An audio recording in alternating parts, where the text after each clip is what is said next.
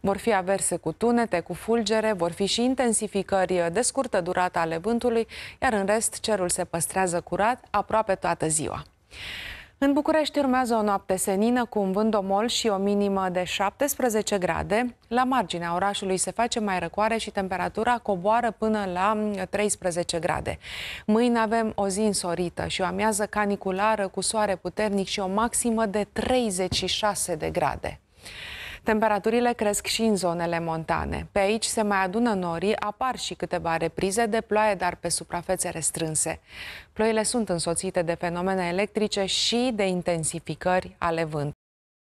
Pe litoral continuă vremea frumoasă, se face și mai cald decât astăzi. Maximele din stațiuni ajung până la 32 de grade, iar vântul devine mai insistent pe parcursul zilei. Apa mării are în jur de 20 de grade.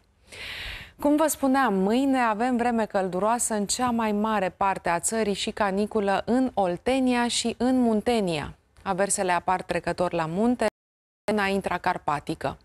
Luni, canicula se extinde în ținuturile sudice și atmosfera devine sufocantă după prânz. Mai târziu o să plouă în nord și nord-vest, de asemenea în centru, iar în unele zone o să cadă și grindina.